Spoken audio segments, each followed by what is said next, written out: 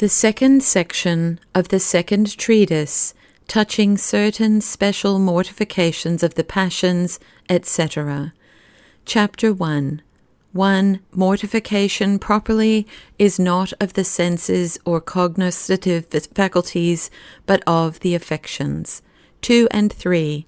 The special mortifications treated of are 1. Of the principal cardinal passions, 2. Of the affections of the superior will. 4. The first passion is love. 1.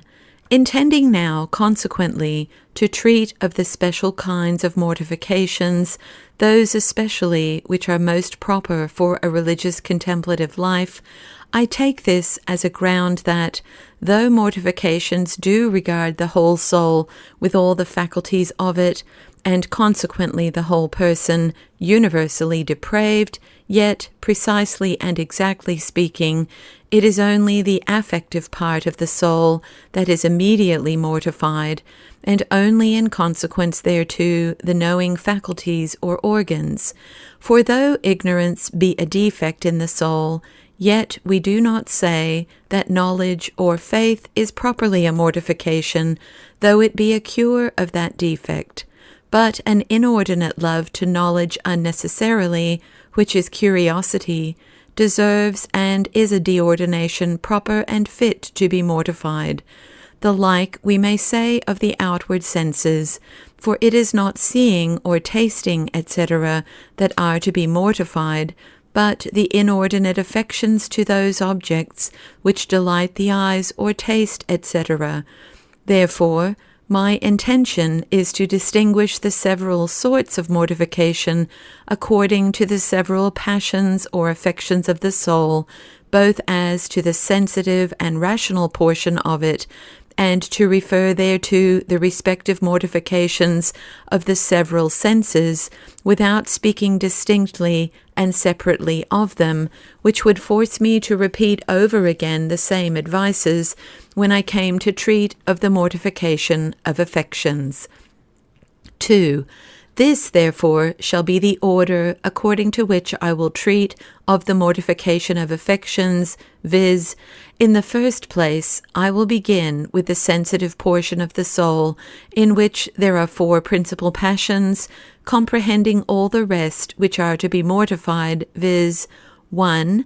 Love, to which desire and joy have relation, being only a progress of love. Now, the object of love being either persons or things, and those either material or spiritual, there are many virtues required to the mortifying, that is, the rectifying of it, as against the love of riches, poverty, against impure delectations, chastity, against the pleasures of taste, temperance, against excessive, though not unclean, love to persons, friends, etc., the love of God and spiritual things, etc. But my purpose here is only to treat of that universal virtue which is the cure of all inordinate loves, to wit, the love of God, and in him, and for his sake only, of our brethren, and of purity of intention, which in substance are the same, and because the temptations about taste are such as adhere to the most spiritual persons, daily and unavoidably assaulting them, I will add some instructions about our behavior in refection. 2. The next passion is anger. Some instead hereof do put in hope, but howsoever, for our present purpose, the passion of anger deserves more to be considered by us, for hope may be referred to desire or love. Now the remedy or mortification proper against anger is the virtue of patience. 3. The third passion in sensitive nature is fear. 4. And the fourth is sorrow.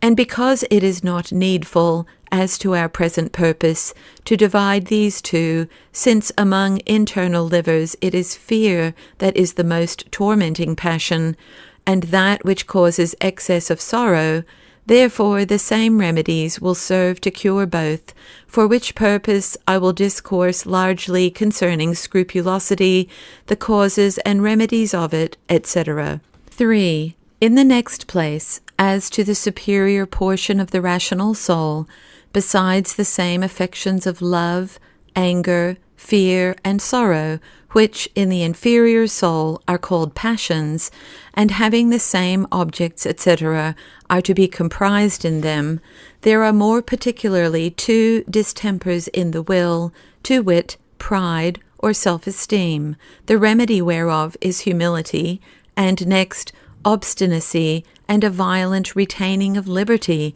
to which the proper remedy opposed is obedience.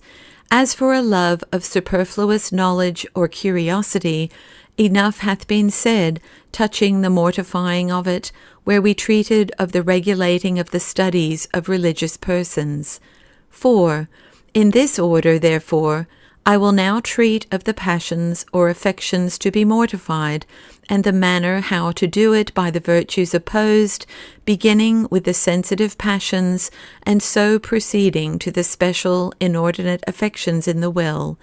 First thereof of inordinate love, either to persons or things, and the remedy of it, which is divine charity.